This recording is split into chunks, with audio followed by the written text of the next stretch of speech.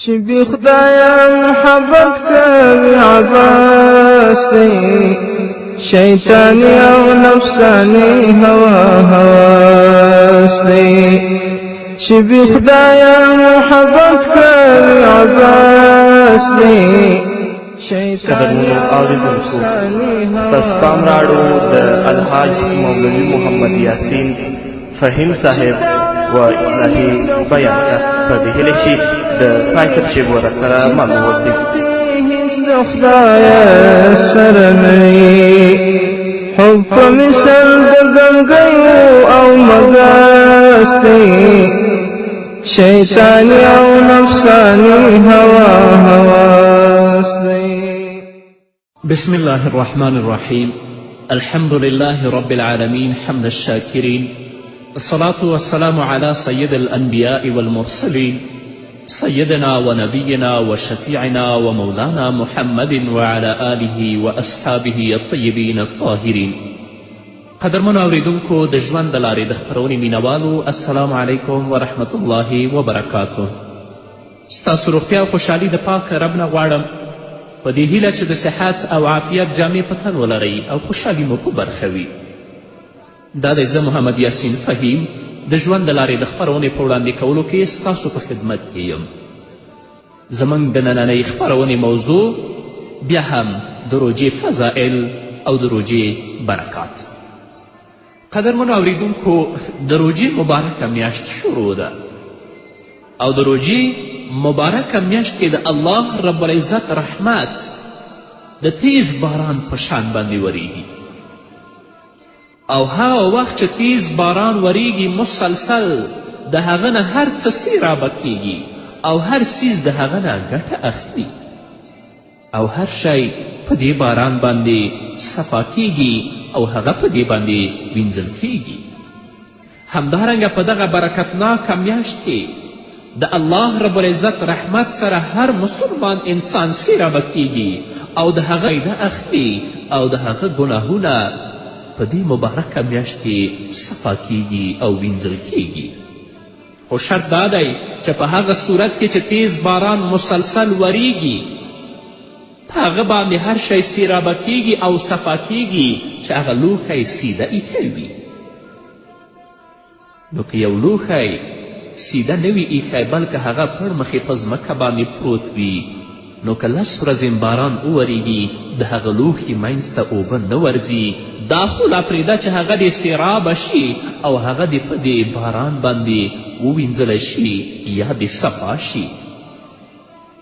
نو د روژې په مبارکه میاشت کې د الله رب العزت رحمت د تیز باران په شان باندې راوریږي، خو د دې نه فایده هغه انسان وچتوي، هغه انسان ترې فایده اخلي چې هغه د خپل د زړه لوښی سیده کړی وي، یعنی د ورځې روژه نیسي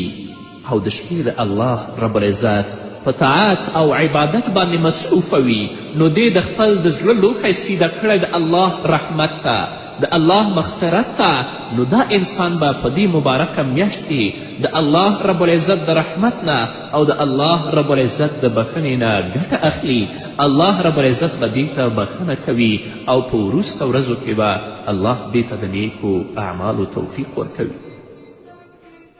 د روژې مبارکې میاشت هره شپه د الله رب العزت د رحمت او د مغفرت د کسب کولو شپه ده،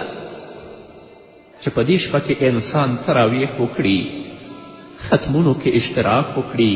نفلي عبادات وکړي، الله رب العزت تسبیح او تقدیس بیان کړي. نو هره شپه د روژې مبارکې میاشتې د الله رب العزت د رحمت او د الله د مغفرت د کسب کولو شپه ده. محمد رسول الله صلی الله علیه وسلم فرمایلی دي د روژهدار وده کیدل عبادت دی، د روژهدار خاموش اوسیدل تسبیح دی. د الله رب العزت څومره لوی رحمت دی چې روژه نیولو سره څومره وخت اوده کیږي دا وخت به هم په عبادت کې شمارل کیږي، او څومره وخت چې کار کوي او د فضول او د لغو خبرو نه ځان ساتي،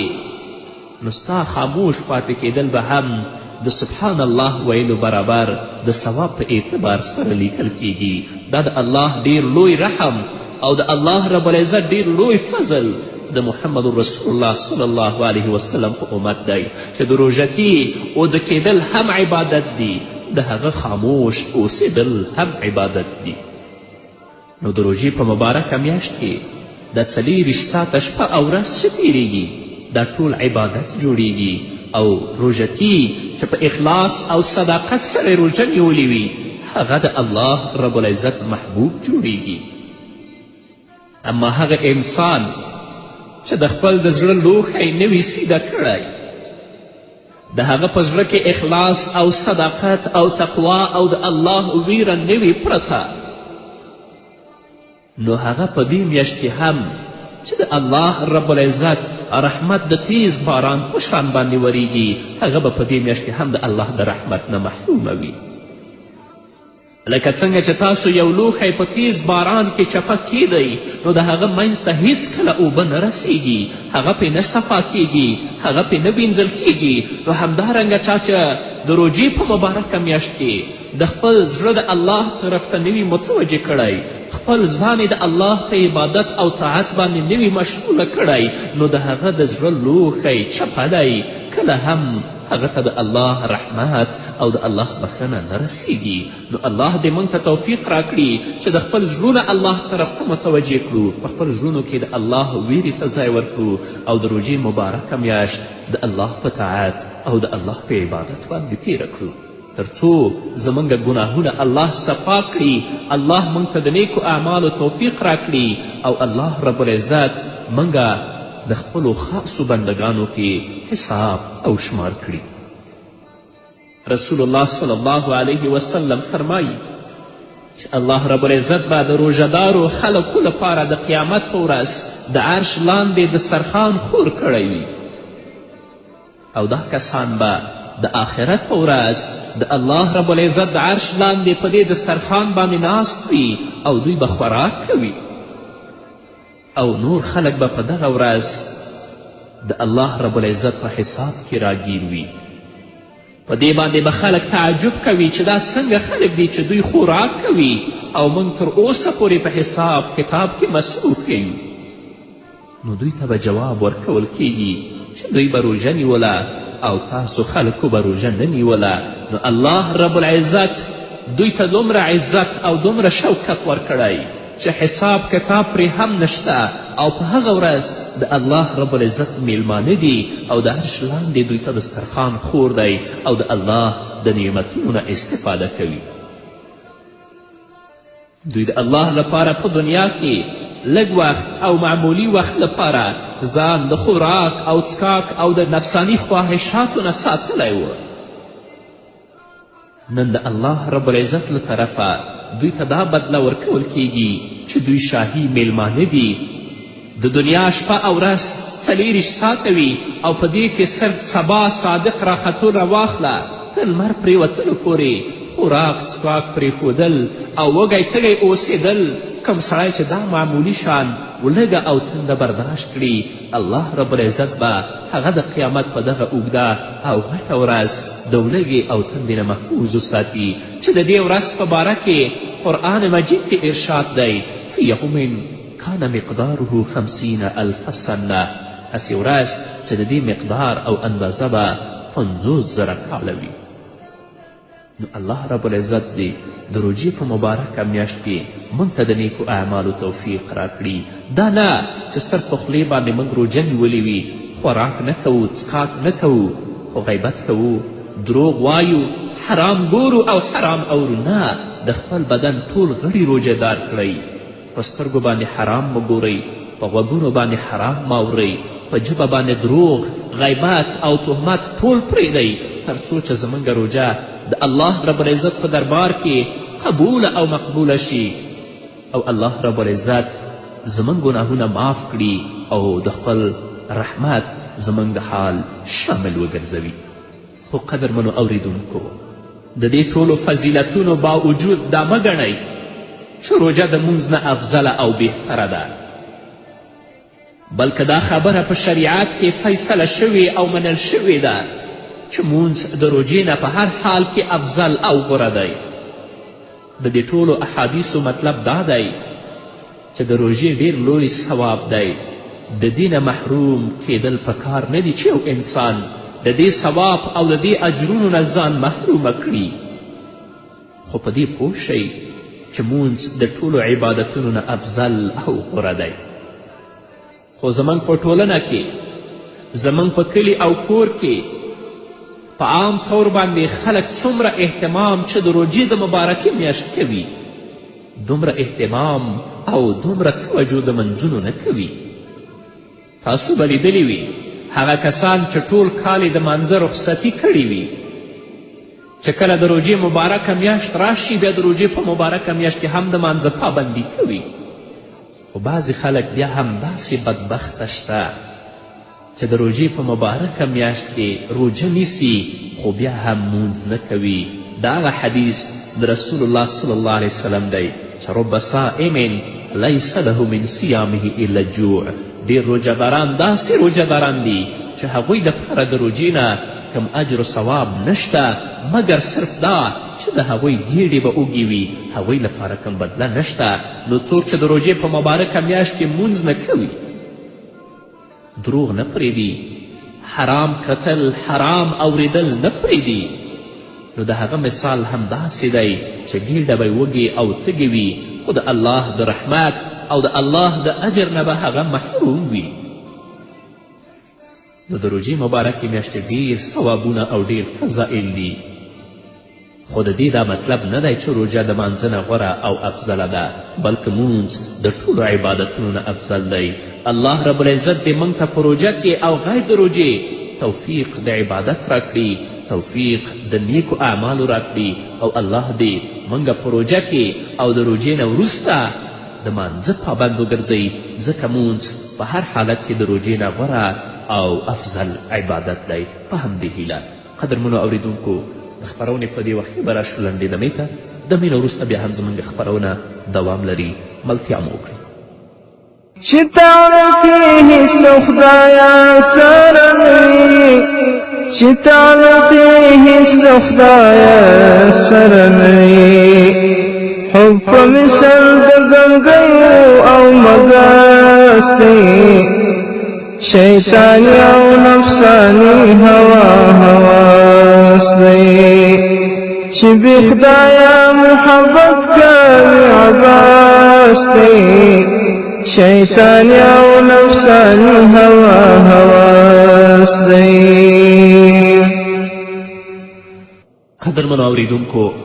بیا هم زموږ سلامونه او نیکې هیلې ومنئ.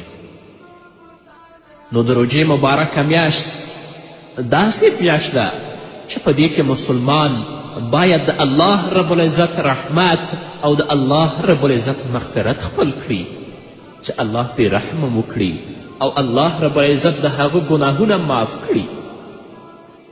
نو په ورځ کې د الله رب العزت د رحمتو کسب کولو ذریعه هغه روژه نیول دي، چې په ډېر اخلاص او صداقت سره انسان روژه ونیسي، د خوراک او څښاک همدارنګه د نفسانی خواهشاتو نه ځان وساتي او د هغه مطلوب د هغه هدف د الله رب العزت رضا وي. زه مطمئنه یم چې په دې انسان به د الله رب العزت رحمت د باران په شان وریږي او الله به یې ګناهونه ورته معاف کوي. همدارنګه د روژې مبارکه میاشت شپه هم د الله رب العزت د رحمت د کسب کولو ذریعه ده، چې په دې میاشت کې د شپې تاسو تراویح وکړئ، د الله رب العزت د کلام تلاوت وکړئ، نو بیا به هم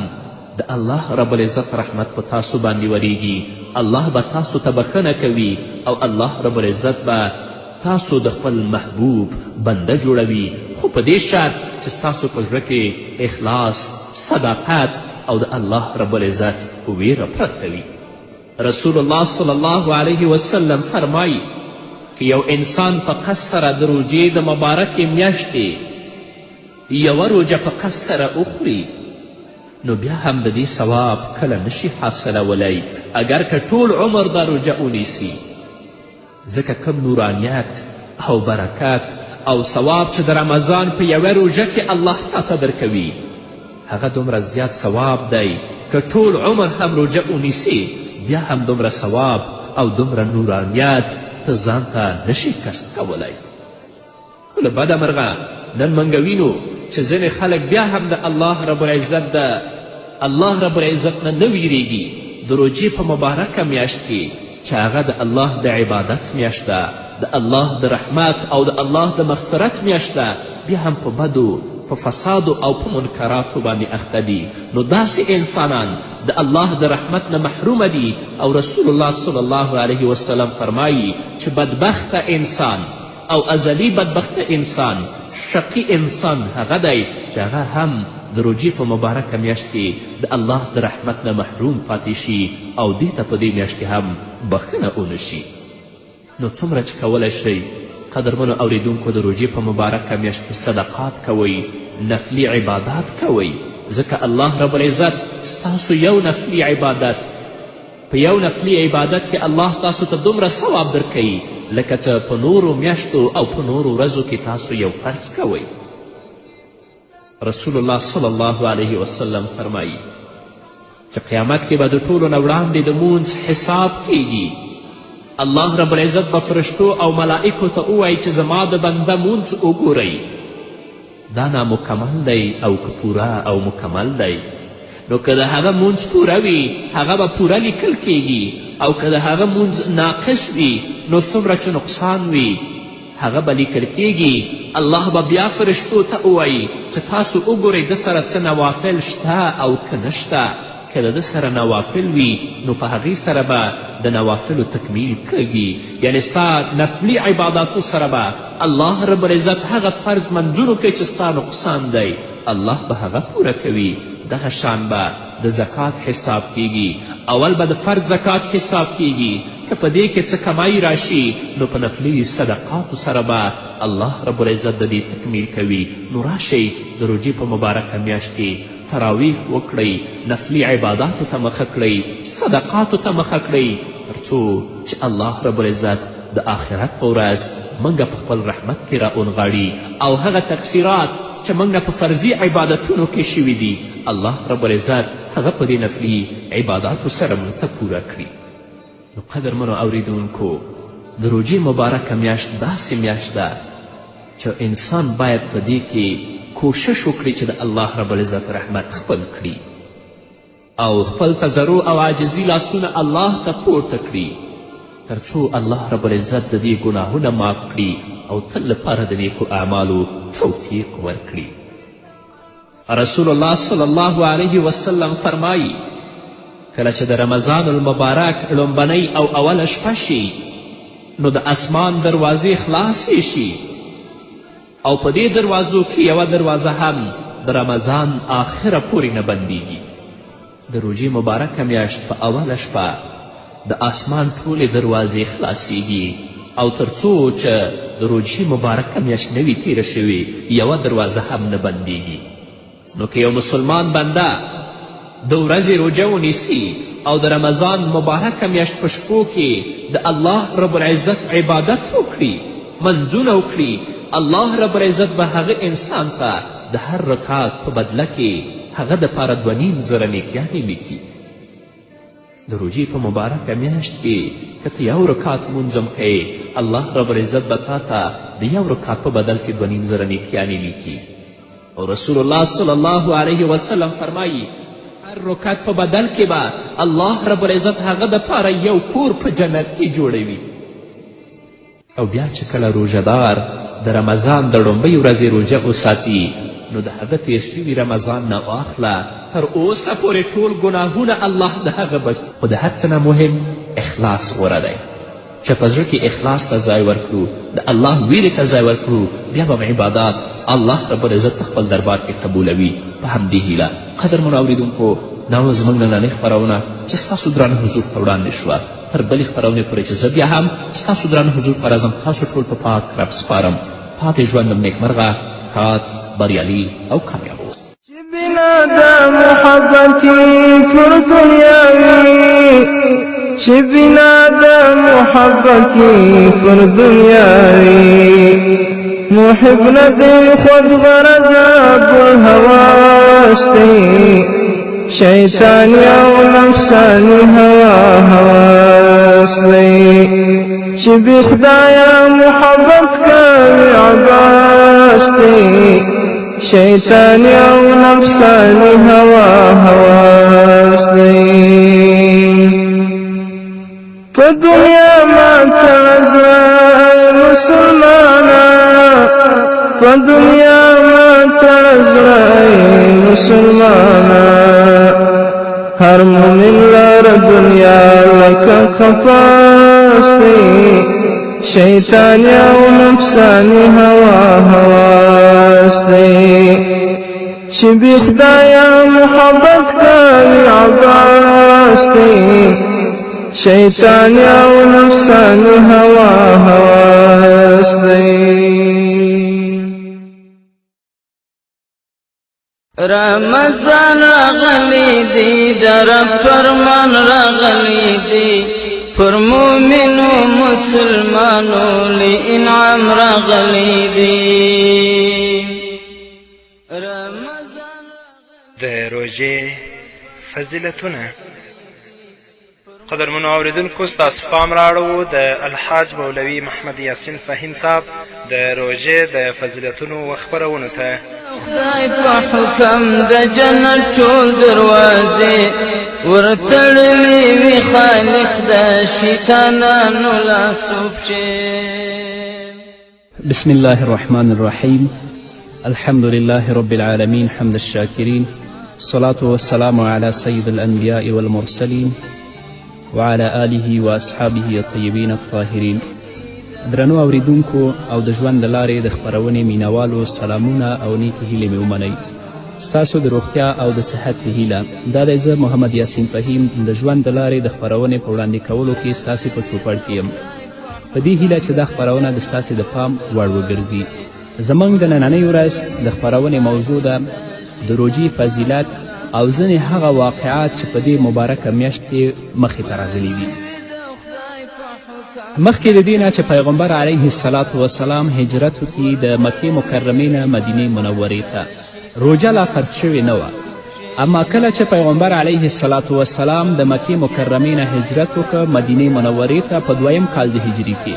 چې د دویم کال هم تقریبا 15 میاشتې تېرې شوې وې 10 د شعبان وه چې روژه په محمد رسول الله صلی الله علیه وسلم همدارنګه د هغه په امتیانو باندې فرض شوه لکه چې الله رب العزت په خپل کلام کې فرمایي کتب علیکم الصیام کما کتب علی الذین من قبلکم لعلکم تتقون فرض کړی شوې ده په تاسې باندې روژه لکه څنګه چې فرض کړی شوې وه ستاسې نه په مخکې امتونو باندې په مخکینیو امتونو کې هم روژه وه البته د هغه په کمیت کې فرق و مخکینیو امتونو به په هره میاشت کې 3 ورځې روژه نیولې چې هغه ته ایام بیز ویلی شي په عربي کې اما کله چې روژه په پیغمبر علیه السلام او د هغه په امت باندې فرض کیږي دا د هجري قمري په کالونو کې یوه میاشت مسلسله روژه ده په کال کې یو ځلي او پیغمبر علیه السلام د خپل په ژوند کې 9 روژې نیولې وې چې وروسته د هغه نه پیغمبر علیه السلام په 11 د هجري کې د ربیع الاول په میاشت کې بیا د دې فانی دنیا نه سترګې پټوي او داعي د اجل ته لبیک وایي نو درنو اوریدونکو روژه هم یو رکن د ارکانو د اسلام نه دی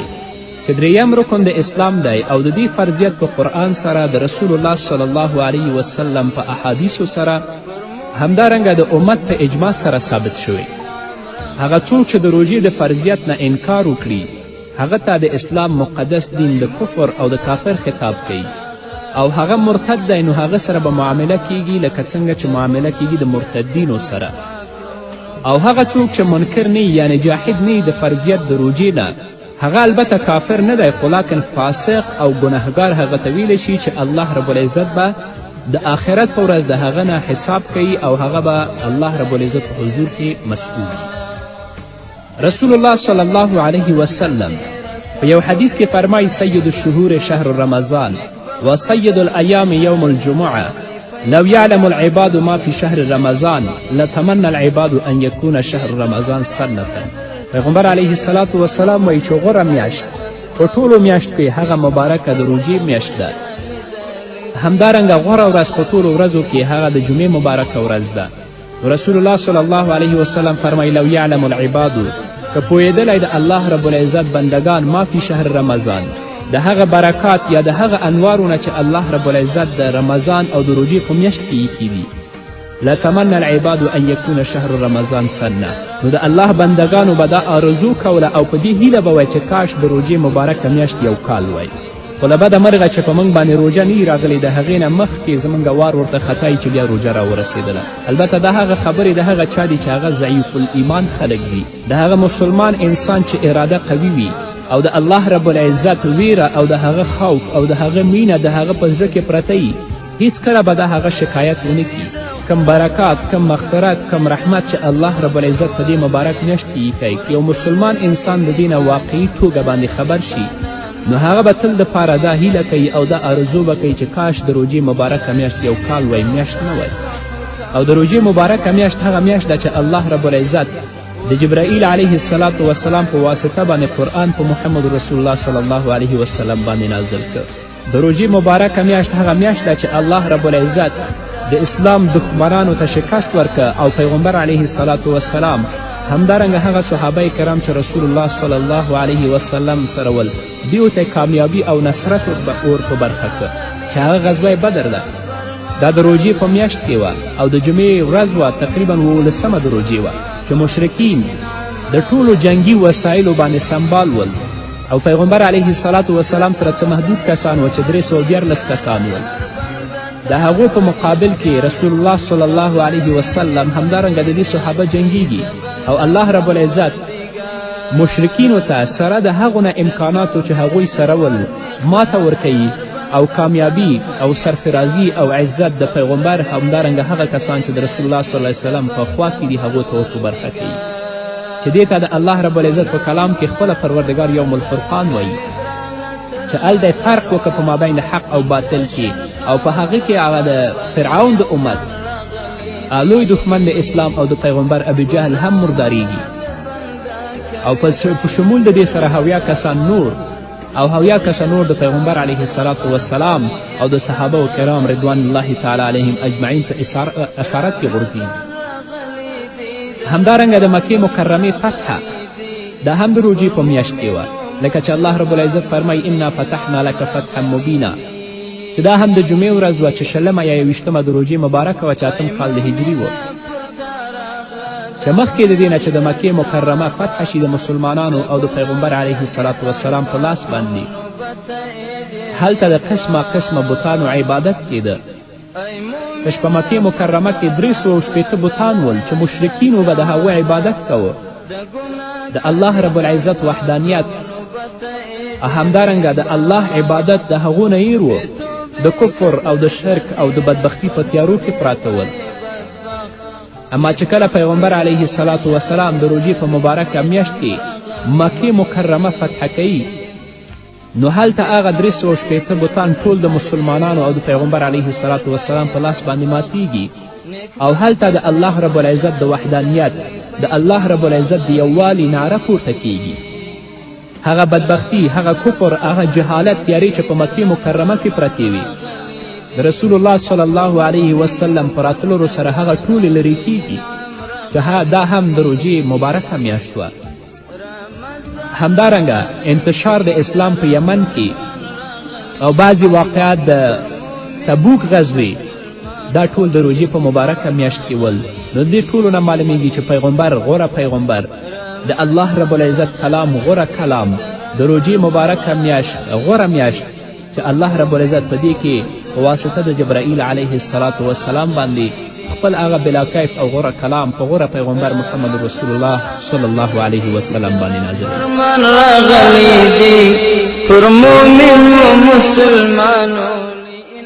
حضرت عباده بن الصامت رضی الله عنه فرمایي چې ان رسول الله صلی الله علیه وسلم قال یوما وقد حضر رمضان اتاکم الرمضان شهر برکه یخشاکم الله فیه فینزل الرحمه ويحط الخطايا ويستجيب فيه الدعاء ينظر الله تعالى إلى تنافسكم فيه ويباهي بكم ملائكته فأروا الله من أنفسكم خيرا فإن الشقي من حرم فيه رحمة الله عز وجل حضرت عباده بن صامت فرمایي چې رسول الله صلی الله علیه وسلم یو ورځ وویل او موږ ته چې بیان کوو یا موږ ته خبره کوله دا هغه ورځ وه چې د روژې مبارکه میاشت راغلې وه. نو پیغمبر علیه الصلاة والسلام وفرمیل اتاکم الرمضان، راغلی ده په تاسې باندې د روژې مبارکه میاشت، او دا د روژې مبارکه میاشت داسې میاشت ده چې شهر برکه، دا د برکت میاشت ده، واقعا د برکت میاشت ده. هغه کورنۍ چې واقعا مخکې د روژې مبارکې میاشتې نه البته ډول ډول خوراکونه یا میوې د هغه نه استفاده نه کوي، خو چې کله د روژې مبارکه میاشت راشي د هغو په دسترخوان باندې هر څه لیدل کیږي. او پیغمبر علیه الصلاة والسلام فرمایي چې د روژې مبارکه میاشت داسې میاشت ده چې یخشاکم الله فیه، الله رب العزت تاسې په دې میاشت کې د خپل رحمت کې رانغاړي، یعنی د الله رب العزت رحمت د ستاسې د حال شامل ګرځي. فینزل الرحمه، نو چې کله پروردګار عالم تاسې د خپل په رحمت کې ونغښتلی نو د الله رب العزت رحمت او انوار به په تاسې باندې نازلیږي. او دا مبارکه میاشت داسې میاشت ده چې ویحط الخطایا، الله رب العزت په دې میاشت کې ستاسې ګناهونه معاف کوي. ویستجیب فیه الدعا، او الله رب العزت د ستاسې دعاګانې په دې میاشت کې قبلوي. واقعا درنو اوریدونکو، د روژې مبارکه میاشت دا د الله رب العزت د رحمت میاشت ده، دا د الله رب العزت د مغفرت میاشت ده، او دا هغه میاشت ده چې په دې کې الله رب العزت د خپل بندگان د جهنم د اور نه خلاصوي او دا جنت ته داخلوي، خصوصا د روژه ماتې په وخت کې چې هلته روژهدار د الله رب العزت امر او د الله رب العزت اجازې ته انتظار باسي چې کله به اذان کیږي، کله وخت داخلیږي چې زه روژه ماته کم. په دې وخت کې چې خپل لاسونه الله رب العزت ته پورته کوي او د خپل د ګناهونو نه بخښنه غواړي، څه ګناهونه چې کړي دي په دنیا کې یا د خپل د ژوند په شیبو کې، د هغو بخښنه د الله رب العزت نه غواړي. نو پیغمبر علیه الصلاة والسلام فرمایي چې په داسې وخت کې الله رب العزت د دې روژه ماتي یا د روژهدار دعا نه رد کوي، هغه به الله رب العزت قبلوي. نو پیغمبر علیه السلام فرمایي چې دا داسې میاشت ده چې ویحط الخطایا، چې په دې میاشت کې به الله رب العزت ستاسې ګناهونه معاف کوي. ویستجیب فیه الدعا، او الله رب العزت به په دې میاشت کې ستاسې دعاګانې قبلوي. ینظر الله تعالی الی تنافسکم فیه، الله رب العزت په دې میاشت کې ګوري ستاسې اعمالو ته چې تاسې په دې میاشت کې څه عمل کوئ. د رحمت میاشت خو شوه، د برکت میاشت هم ده، همدارنګه هغه میاشت ده چې په دې کې الله رب العزت ستاسې ګناهونه معاف کوي، ستاسې دعاګانې قبلوي. نو الله رب العزت اوس ګوري ستاسې اعمالو ته چې تاسې په دې میاشت کې څه عمل کوئ. ویباهی بکم ملائکته، او الله رب العزت فخر کوي په تاسې باندې د خپل ملائکو باندې، یعنی هغه مسلمان بندگان چې په روژه کې د الله د ویرې نه خوراک کوي او نه څښاک کوي او تل لپاره د الله یاد د الله ذکر د هغه په زړه کې او د خپل د ژوند ټولې شیبې د الله رب العزت د رضا په مطابق تیروي چې الله رب العزت زمانه راضي شي. نو په دې بندگانو باندې الله رب العزت په آسمانونو کې په خپلو ملائکو باندې افتخار کوي. نو پیغمبر علیه الصلاة والسلام فرمایي فاروا الله من انفسکم خیرا،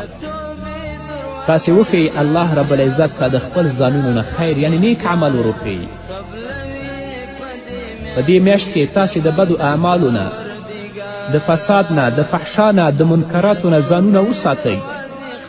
ځکه دا د رحمت، د مغفرت او دا هغه میاشت ده چې په دې کې الله رب العزت دعاګانې قبلوي. نو فاروا الله من انفسکم خیرا، تاسې وښیئ الله رب العزت ته د خپل د طرف نه نیک اعمال خیر وروښیئ، ځکه فإن شقی من حرم فیه رحمت الله عز وجل، شقی او بدبخته انسان هغه څوک دی چې هغه په دې میاشت کې هم د الله رب العزت د رحمت نه محروم پاتې شي. ځکه په بل حدیث کې هم پیغمبر علیه الصلاة والسلام فرمایي چې ازلی او بدبخته انسان هغه څوک دی چې په هغه باندې د روژې مبارکه میاشت تیره شي او په دې میاشت کې هم دې انسان دپاره بښنه ونه شي. نو درنو اوریدونکو، د روژې مبارکه میاشت ده، راشئ ځانونه د الله رب العزت عبادت ته، د الله رب العزت طاعت ته، د الله رب العزت بندگی ته ځانونه تیار کړئ او په دې میاشت کې هغه اعمال وکړئ چې الله رب العزت ستاسې ګناهونه معاف کړي، لکه څنګه چې دا د رحمت او د مغفرت میاشت ده. په دې میاشت کې تاسې د الله رب العزت د رحمت او د مغفرت مستحق وګرځئ. هغه چا چې مخکې د روژې نه لاس فساد ته، فحشا ته، منکراتو ته اوږدوه، په دې میاشت کې د الله رب العزت ته په اخلاص او په کمال نیت سره توبه وباسي او په خپلو کړنو باندې د پښیمانه شي. الله رب العزت ډیر لوی ذات دی او دا میاشت هم هغه میاشت ده چې په دې کې الله رب العزت دعاګانې قبلوي. هیله ده چې الله رب العزت هم عزت د دنیا او هم عزت د آخرت د ستاسې د حال نصیب وګرځوي. درنو اوریدونکو، اوس به راشو یوې لنډې دمې ته. د دمې نه وروسته زموږ خپرونه دوام.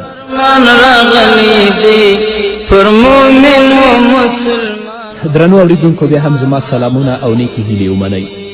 پیغمبر علیه الصلاة والسلام په بل حدیث کې فرمایي د رمضان په هکله: وهو شهر الصبر والصبر ثوابه الجنة وشهر المواسات وشهر يزاد فيه رزق المؤمن من فطر فيه صائما كان مغفرة لذنوبه وعتق رقبته من النار وكان له مثل أجره من غير أن ينقص من أجره شيء. پیغمبر علیه الصلاة والسلام فرمایي چې د روژې مبارکه میاشت دا د صبر میاشت ده. واقعا هغه مسلمان انسان چې د الله رب العزت د یېرې نه روژه نیسي، خامخا په هغه انسان باندې ولږه هم راځي او په هغه انسان باندې تنده هم راځي. یا ځینې مسلمانان وروڼه چې په تکلیف کې، په مرض کې، هغوی ډېرې ستونزې، ډېر کړاوونه او ډېر مشکلات ګالي. نو دا د صبر میاشت ده چې یو انسان د ولږې په مقابل کې، د تندې په مقابل کې صبر کوي. همدارنګه هغه مسلمان ورور چې روژه نیسي، هغه د ګناه په مقابل کې هم صبر کوي. چې کله روژه ونیوله نو په خولې باندې حرام نه وایي، غیبت نه کوي، تهمت نه کوي، دروغ نه وایي. همدارنګه په خپلو سترګو باندې حرامو ته نه ګوري. همدارنګه په خپل غوږونو باندې حرام نه اوري. د دې ټولو منکراتو او فحشاو په مقابل کې صبر کوي. نو د روژې مبارکه میاشت رسول الله صلی الله علیه وسلم فرمایي چې صبر میاشت ده. وصبر ثوابه الجنه، او د صبر ثواب چې دی هغه جنت دی. چا چې د ګناهونو په مقابل کې صبر وکړه، یا هغه امر چې د الله رب العزت دی چې تاسې به خوراک او څښاک نه کوئ، د ولږې په مقابل کې، د تندې په مقابل کې صبر وکړه، نو د صبر ثواب جنت دی. الله رب العزت به دې ته جنت نصیب کوي او الله رب العزت به د جهنم د اور نه ساتي. همدارنګه رسول الله صلی الله علیه وسلم فرمایي: وهو شهر المواسات، د روژې مبارکه میاشت د مواسات، د ورورولي، د عدالت او د انصاف میاشت ده. خو له باده مرغه موږ نن وینو چې زموږ په وګړو کې اصلا هغه مواخات، ورورولي، انصاف او عدالت د منځه تللی. خوراکي توکي چې کله د روژې مبارکې میاشتې نه ته اخلي یا بیه کوې، هغه په ارزانه توګه ستا لاسته راځي. اما چې د روژې مبارکه میاشت راشي، بیا عدالت و انصاف هر څه ختمي، د هر یو قیمتونه لوړه شوي. او په دې مبارکه میاشت کې موږ هم اینو چې پیغمبر علیه الصلاة والسلام دې ته د ورورولي او د مواسات میاشت وایي. هم د ورونو په منځ کې، حتی په کورنیو کې هغه دښمنیانې او هغه نه خبرې کول او بدبختیانې نورې هم ادامه لري او موجود دي. پیغمبر علیه الصلاة والسلام فرمایي: وشهر یزاد فیه رزق المؤمن، د روژې مبارکه میاشت داسې میاشت ده چې په دې کې الله رب العزت د مسلمان په رزق کې او روزي کې زیادت راولي. وعتق رقبته من النار، او الله رب العزت په دې میاشت کې د مسلمان بنده او د روژهدار غاړه د جهنم د اور نه خلاصوي. د هر څه نه غوره خبره دا ده چې پیغمبر علیه السلام فرمایي: من فطر فیه صائما، څوک چې د روژې په مبارکه میاشت کې یو روژهدار ته روژه ماتې ورکړي، کان مغفرة لذنوبه، دا به بښنه د هغه د ګناهونو دپاره. وعتق رقبته من النار، همدارنګه دا به لامل شي دې دپاره چې الله رب العزت دا د جهنم د اور نه خلاص کړي. وکان له مثل اجره،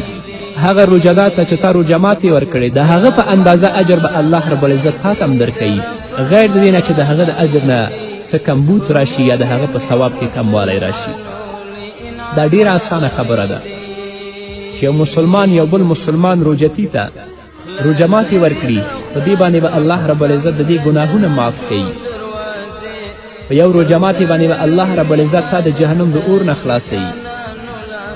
او همدارنګه الله رب العزت به څومره اجر چې هغه روژهدار ته ورکوي په هغه اندازه به تا ته هم درکوي، او د هغه په اجر کې به څه کموالی هم نه راځي. صحابه کرامو رسول الله صلی الله علیه وسلم ته وفرمیل چې یا رسول الله موږ خو دومره توان نه لرو چې موږ یو روژه مات ته په پوره توګه باندې روژه ماتې ورکړو. پیغمبر علیه السلام ورته فرمایي که ستاسې دا روژه ماتې هغه ته په اندازه د یو خرمای چې یو خرما ورکوي تاسې هغه خپل روژه پې ماته کړي، یا د ستاسې دا روژه ماتې هغه دپاره په یو ګیلاس اوبو یا یو ګیلاس شیدو باندې. نو لکه څنګه چې په خپل کورنۍ کې خپل ځانونو ته د روژې په مبارکه میاشت کې متوجه یو، همدارنګه د خپل ځانګړې توجه هغه بېوزلو کسانو ته، فقراو ته، مساکینو ته تاسې واړوئ او د هغو دپاره د هغو د کورنۍ دپاره څه خوراک او روژه ماتې هم تیاره کړئ. پیغمبر علیه السلام فرمایي وهو شهر، د روژې مبارکه میاشت داسې میاشت ده چې اوله رحمتون،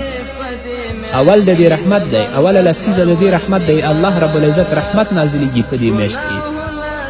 و اوسطه مغفرتون، او اوسط د دې دویمه لسیزه د روژې مبارکه میاشت کې دا د الله رب العزت مغفرت دی. و آخره عتق من النار، او آخر لسیزه د روژې مبارکه میاشت چې ده دا هغه لسیزه ده چې الله رب العزت په دې کې د خپل ګناهګار بندگان د جهنم د اور نه خلاصوي. من خفف عن مملوکه فیه، رسول الله صلی الله علیه وسلم فرمایي چا چې د خپل مزدور نه د روژې په مبارکه میاشت کې کار کم که، یعنې په هغه باندې سپکوالی راوسته، غفر الله له و اعتقه من النار، الله رب العزت به دې ته بښنه وکړي او الله رب العزت به دا د جهنم د اور نه هم خلاص کړي. نو درنو اورېدونکو راشئ په دې مبارکه میاشت کې چې دا هم د رحمت میاشت ده، هم د مغفرت میاشت ده، هم داسې میاشت ده چې الله رب العزت تاسې د جهنم د اور نه خلاصوي، هغو اعمالو ته مخه کوي چې په واقعي توګه باندې د الله د رحمت د الله د مغفرت مستحق وګرځئ او الله رب العزت تاسې د جهنم د اور نه خلاص کړي. پیغمبر علیه السلام په ادامه د حدیث کې فرمایي واستکثروا فیه من 4 خصال، تاسې 4 اعمله په دې روژې مبارکه میاشت کې ډېر زیات کوئ. خصلتین ترضون بها ما ربکم، دوه هغه عادت هغه خصلت دي چې په هغو باندې د ستاسې رب راضي کیږي. و خصلتین لا غناء لکم عنهما،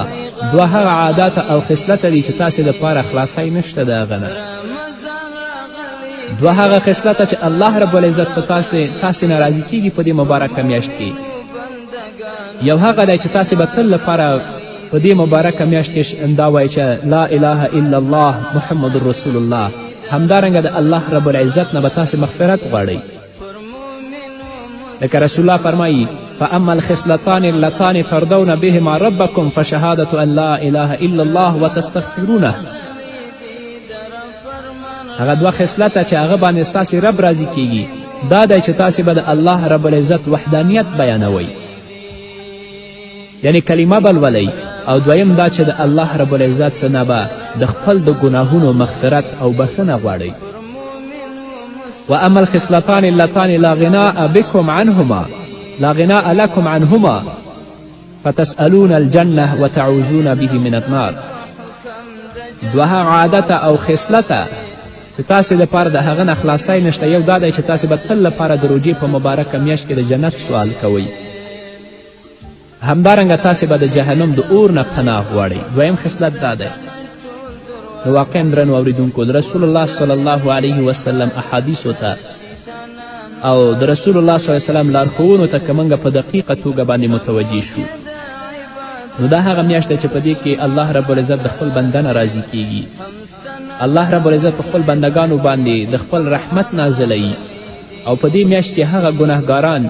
چې په واقعي توګه باندې الله ته سر په سجده کې دي او د خپل د ګناهونو باندې ندامت او پښیمانیو کې او د هغو بخښنه د الله نه وغواړي نو الله رب العزت د دوی دپاره بخښنه کوي. الله رب العزت دې زموږ او تاسې ټولو دپاره د نیک عمل توفیق راکړي چې د خپل د ګناهونو مغفرت د الله نه وغواړو او نیکو اعمالو ته مخه کړو تر څو چې الله رب العزت عزت د دنیا او آخرت زموږ نصیب وګرځوي. درنو اورېدونکو دا وه زموږ نننۍ خپرونه چې ستاسې درانه حضور ته وړاندې کړه. تر بلې خپرونې پورې چې زه ستاسې درانه حضور ته حاضرېږم تاسې په پاک الله باندې سپارم. پاتې ورځ او پاتې ژوند م نیکمرغه. پاک الله مچ گناهونه د بنده کوي درانه تر هزار ور نن تر شرقه هم تر غربل احسان راغلی دی.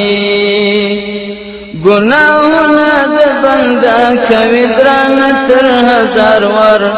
نن تر شرقه هم تر غربل احسان راغلی دی.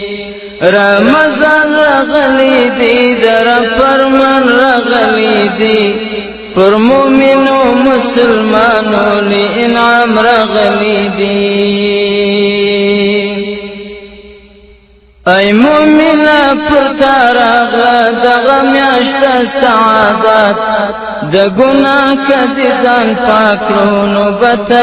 ډېر نیکبخت. ای مومنا پر تا راغله دغه میاشت سعادت د ګناه کدی ځان پاک کړو نو به ته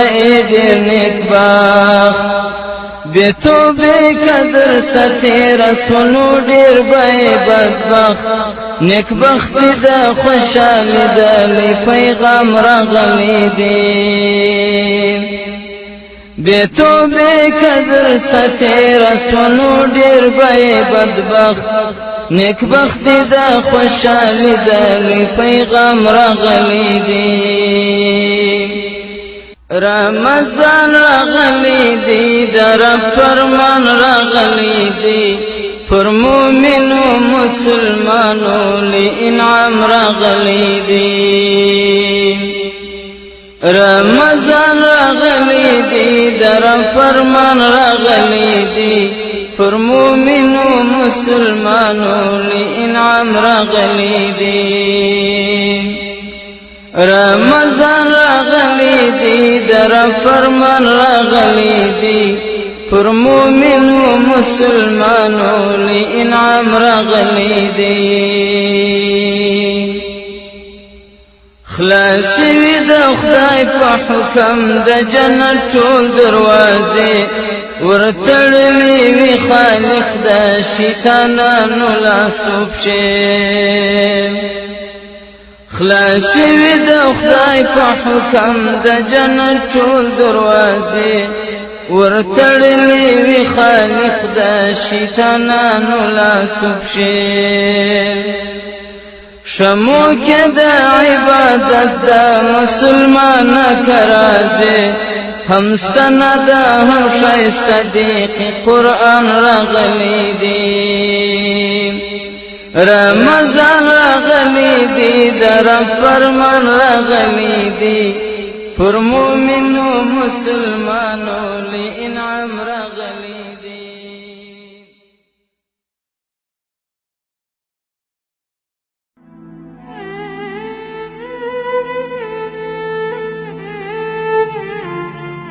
د ژوند لار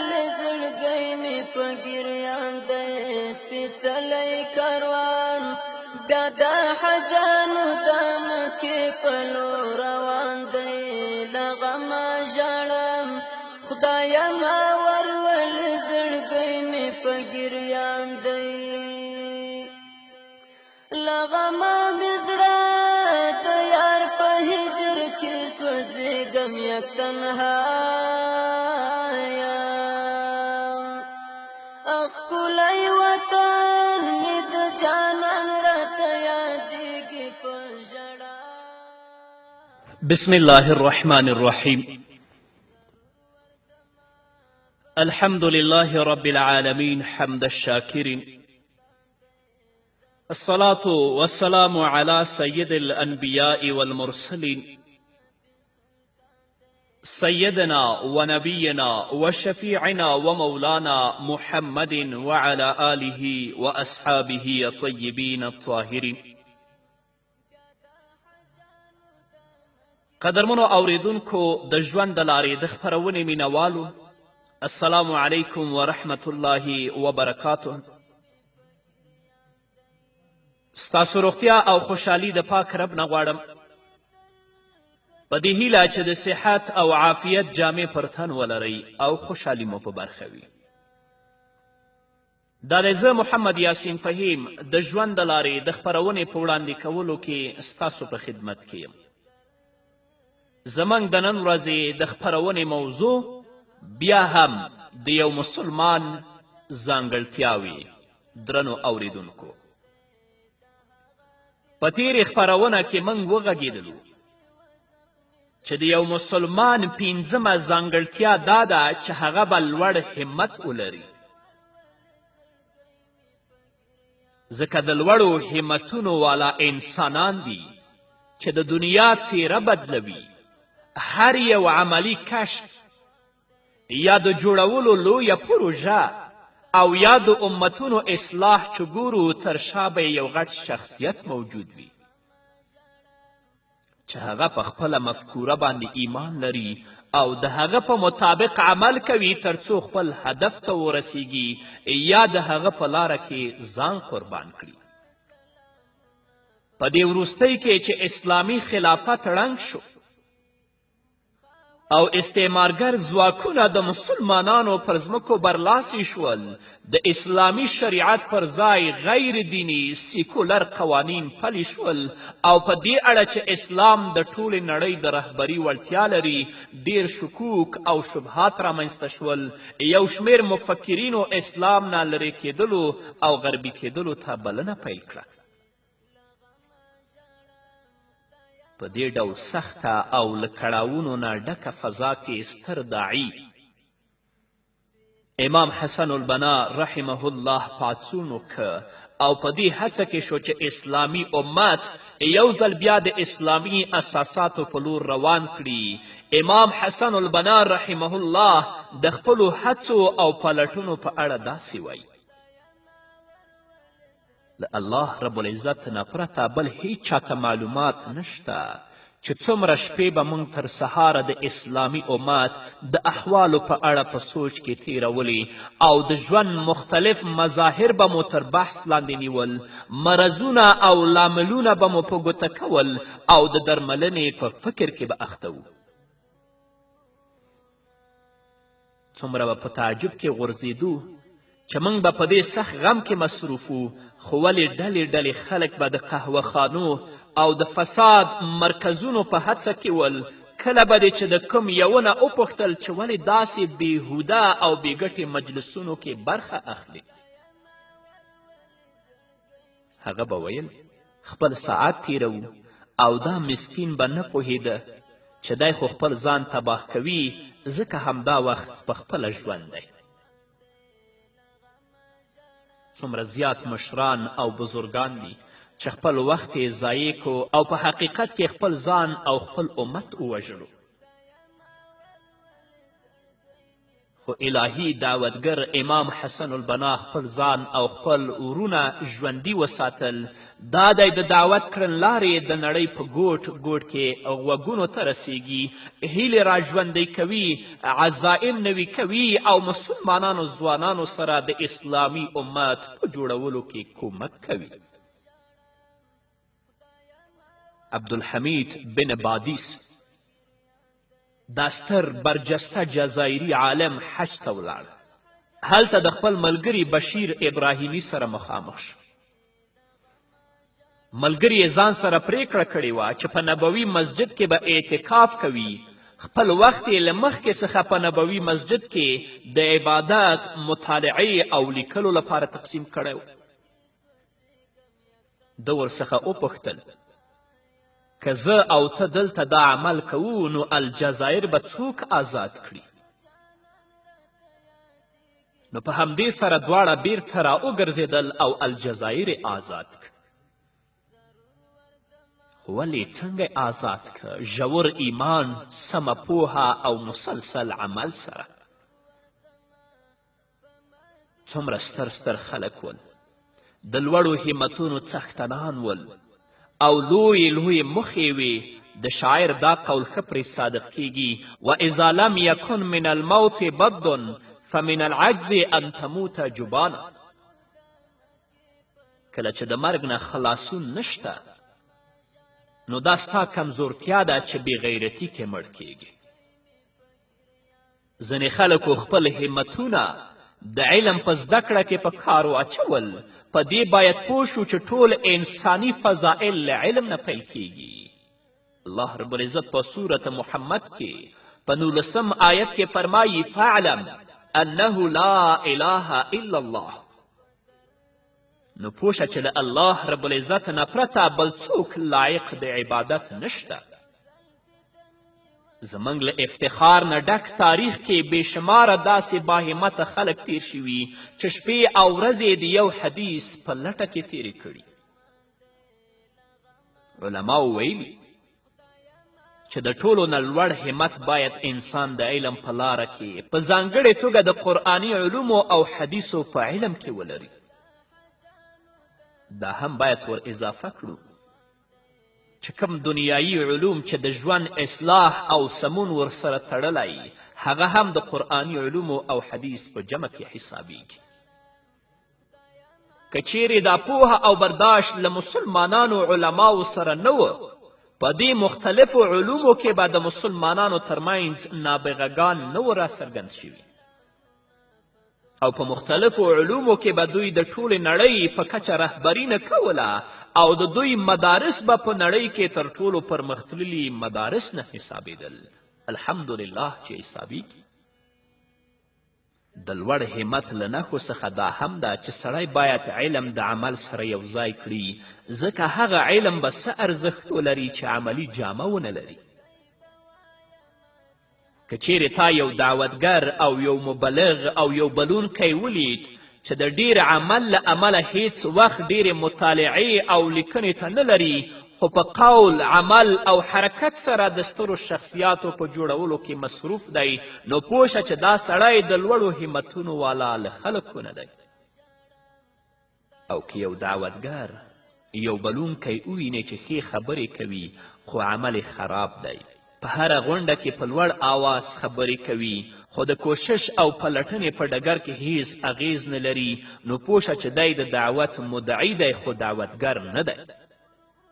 حسن بصری رحمه الله په دې وجه سترې درجې ته رسېدلی و چې کله به یې خلکو ته امر کوو په خپله به یې له ټولو نه مخکې پرې عمل کوو، او کله به چې د څه شي نه منع کوله نو لومړی به یې له ټولو نه مخکې په خپله هغه کار پرېښوده. او بل د لوړ همت د نښو څخه پرېښودل د چټي خبرو دي، ځکه د انسان د ښه اسلام څخه پرېښودل د بېهوده چټي خبرو او شبهاتو نه ځان ساتل دي، لکه څنګه چې د نبي کریم صلی الله علیه وسلم په حدیث کې تیر شول. او چا چې له دې بېهوده کارونو څخه ځان خوندي وساته نو خپل دین او عزت یې له شکونو او شبهو نه خوندي وساته، نو په دې اړه ډیر سستی کول هم د لوړ همت سره منافي او مخالف دي، او د دعوت په زحمتونو او کړاوونو کې صبر کول هم لوړ همت دی. باید دعوتګر او بلونکی صبر وکړي اگر که پایلې هر ډول. د لوړ همت څخه په دعوت او پر اسلامي ارزښتونو فخر کولو باندې د عزتمندي احساس کول هم دي. دعوتګر د خپل مسئولیت احساس کوي او خپل هغه امانت په اوږو وړي چې ځمکو او آسمانونو باندې وړاندې شو، خو هغوی د راوچتولو نه عاجز شول او دعوتګر انسان هغه راوچت کړ. د لوړ همت د صفاتو څخه دا هم دی چې سړی باید شجاع وي، زړور وي، او شجاعت یوازې د بدن قوت نه دی بلکې د زړه پیاوړتیا او ثبات هم پکې شامل دی. شجاعت یو اقدام کول دی چې مبني وي په درک د حقایقو سره د حکمت او تدبر نه. هغه کسان چې په بېباکي او احساساتي ډول یو کار ته وړاندې کیږي د نورو په پرتله ډیر انفعالي عمل کوي خو د ستونزو او پیښو پر مهال د نورو په پرتله ډیر ورخطا کیږي او ماته خوري او ان تر دې چې دا خبره یوه کلي قاعده ګڼل شوې او د دې لامل دا دی چې دا پیښې یوازې د جذبې او د واقعیتونو د نه پیژندلو نه رامنځته کیږي. د لوړ همت د صفاتو څخه یو هم دا دی چې سړی باید عملی او تنفیذي انسان اوسي، یعنی کله چې په یو کار قانع شي باید فوراً یې په واقعیت کې تطبیق کړي او هر چې هغه سوچونه دي چې تل مو په ژبه راځي او په هر مجلس کې یادونه کوو دا نو اصل کې داسې نیمګړتیا ده چې له دعوتګر او له بلونکي سره نه ښایي. بل د لوړ همت څخه دا دی چې سړی د وخت احترام وساتي او ارزښت ورته ورکړي ځکه وخت د امتونو او ټولنو او انسان د پرمختګ اساس او بنسټ دی. وخت ختمیږي انتظار نه کوي، تیریږي بیرته نه راګرځي. هره ورځ چې سهار کیږي ورځ آواز کوي ای بني آدمه زه نوې ورځ یم او ستا په عمل ګواه یم، له مانه توښه واخله ځکه زه چې یو ځل لاړم بیا د قیامت تر ورځې پورې بیرته نه راګرځم. که کوم انسان دې ولید چې د وخت احترام یې نه کوه او وخت ته یې ارزښت نه ورکوه نو پوه شه چې دا د بې ارزښته سامان دی. که څه هم څومره له قهر او جذبې ډکې خبرې وکړي او وښایي چې دعوتګر دی خو چې وخت ته ارزښت نه ورکوي او د وخت احترام نه لري په دې پوه شه چې هغه کله هم خپل هدف او خپل مطلب ته نشي رسېدلی. نو ځکه په دې کار کې زموږ قائد، زموږ مشر، زموږ پیشوا، زموږ ګران پیغمبر محمد رسول الله صلی الله علیه وسلم دی.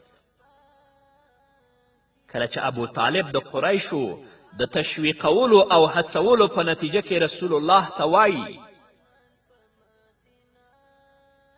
چې د ده د قدرت او توان نه اوچت بار دې پرې نه اچوي، رسول الله ورته وایي والله لو وزع الشمس في يميني والقمر في يساري على أن أترك هذا الأمر حتى يظهره الله أو أهلك فيه ما تركته.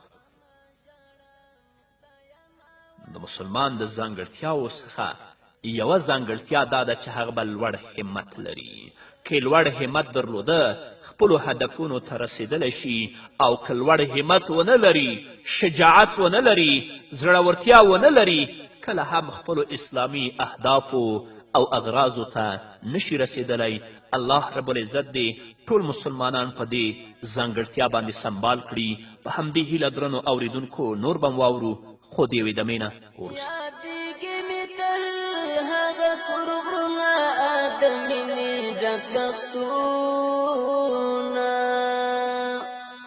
نصیب کتنی په مدینه کې د سپېڅلو زیارتونه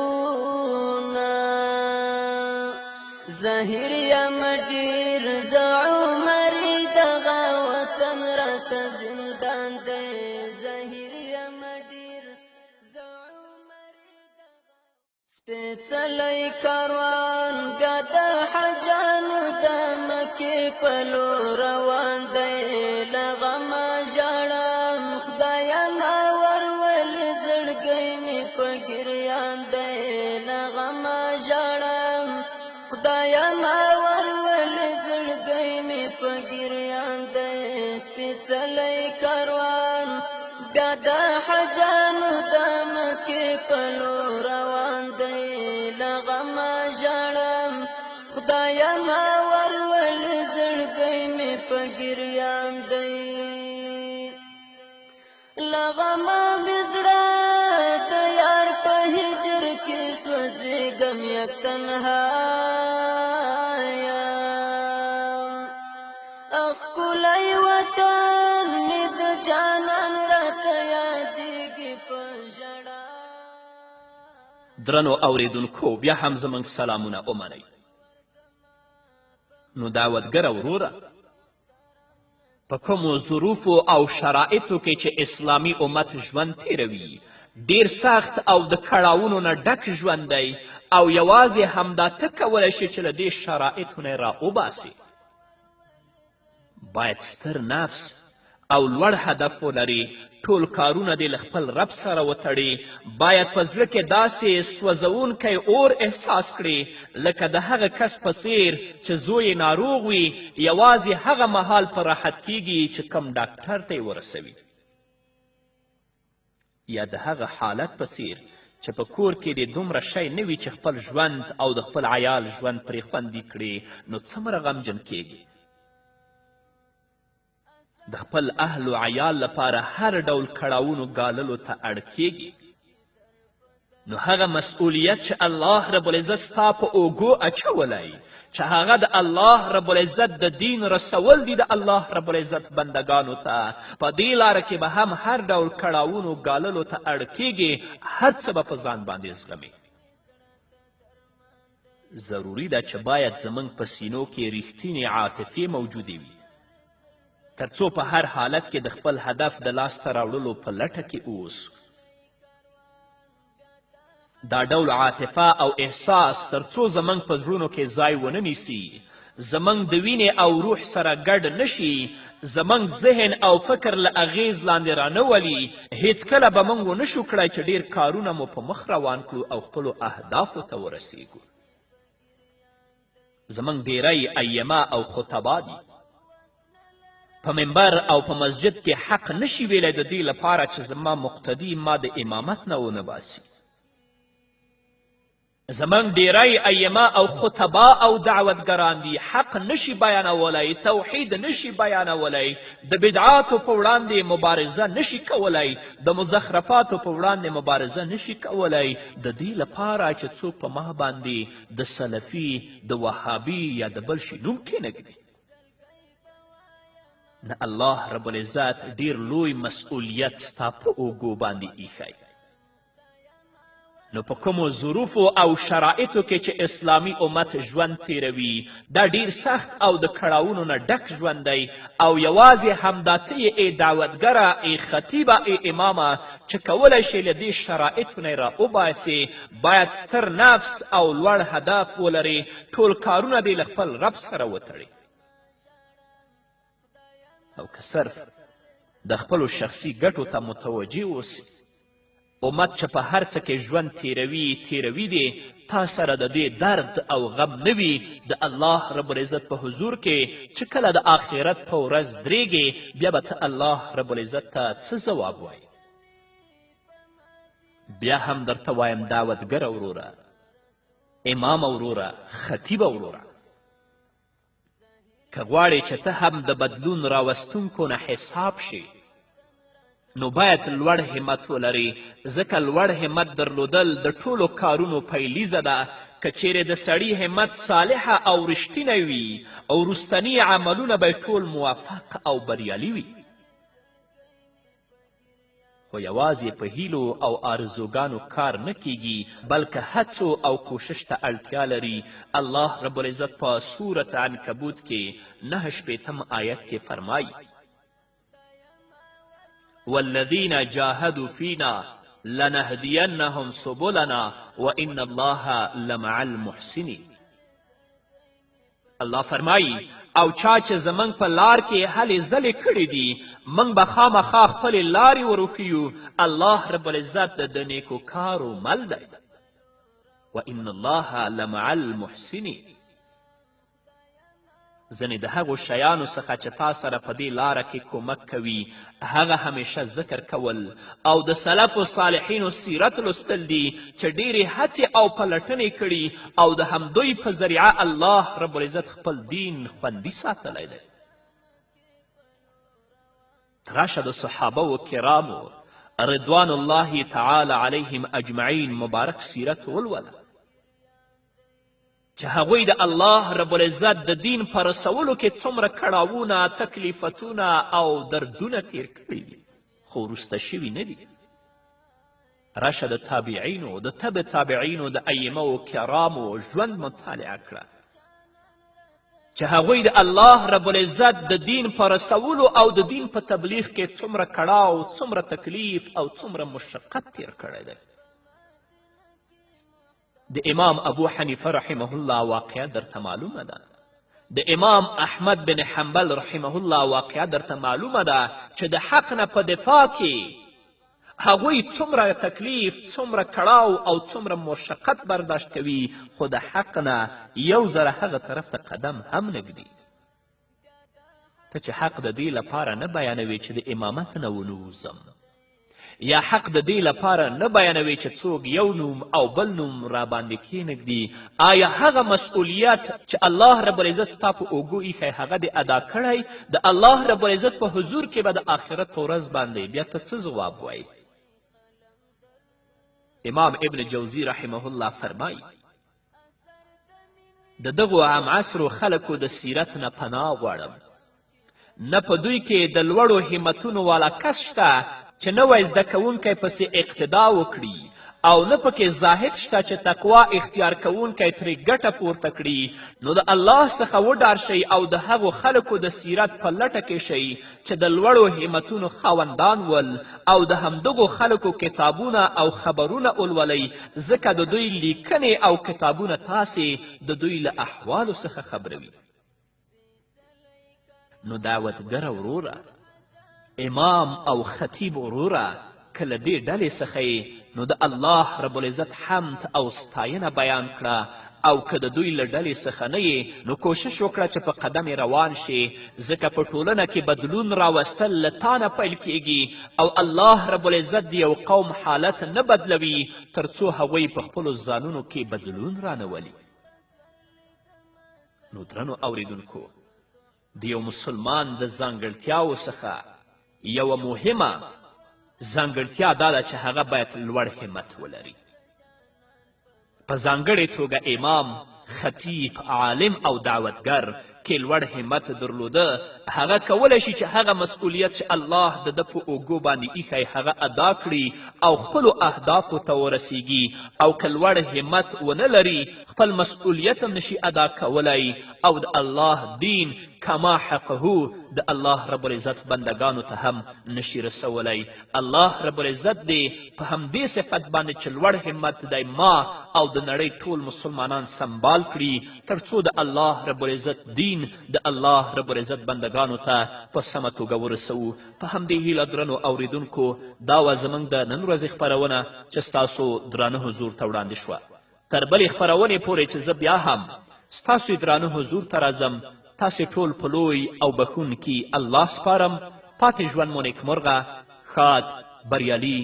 او کامیابه اوسئ. کاروان بیا د حجانو د مکې په لور روان دی، له غمه ژاړم خدایه ما ورولې زړګی مې په ګریان دی، له غمه ژاړم خدایه ما ورولې زړګی مې په ګریان دی. سپېڅلی کاروان بیا د حجانو د مکې په لور روان دی، له غمه ژاړم خدایه ما ورولې زړګی مې په ګریان دی.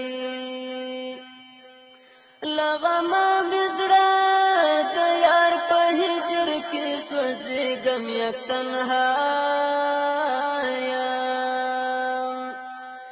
ښکلی وطن مې د جانان راته یادېږي په ژړا یم. ضرور ورځمه په مدینه کې محترم نبي سلطان دی، ضرور ورځمه په مدینه کې محترم نبي سلطان دی. له غمه ژاړم خدایه ما ورولې زړګی مې په ګریان دی. سپېڅلی کاروان بیا د حجانو د مکې په لور روان دی، له غمه ژاړم خدایه ما ورولې زړګی مې په ګریان دی. په غم کې تل کچکول پسنګ یمه د مینې قلندر یم، اثر د مینې کړم لیونی او په عجم کې در په در یم د هغه دلبر یو ځل دیدن مې و زخمې زړه ته درمان دی د هغه دلبر یو ځل دیدن مې و زخمې زړه ته درمان دی له غمه ژړم خدایا ما ورولې زړګی مې په ګریان دی سپېڅلی کاروان بیا د حجانو د مکې په لور روان دی له غمه ژړم خدایا ما ورولې زړګی مې په ګریان دی له غمه ژړم خدایا ما ورولې زړګی مې په ګریان دی نور وس نه لرم بس ورلیدمه سلامونه په تحفه کې خاوند د یو ځل یې دیدن غواړم د جانان په مدینه کې د ژوند تر وروستی سلګۍ به وایمه چې هغه مې جانان دی د ژوند تر وروستی سلګۍ به وایمه چې هغه مې جانان دی له غمه ژړم خدایا ما ورولې زړګی مې په ګریان دی سپېڅلی کاروان بیا د حجانو د مکې په لور روان دی له غمه ژړم خدایا ما ورولې زړګی مې په ګریان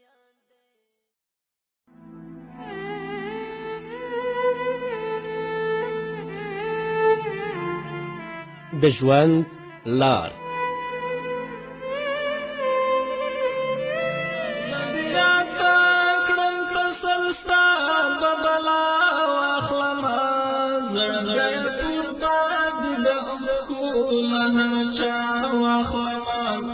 زړګی پر باد د اوښکو له هر چا واخلمه یاد بد یاد کړم تسل ستا بدلا واخلمه زړګی پر باد د اوښکو له هر چا واخلمه زړګی پر باد د اوښکو له هر چا واخلمه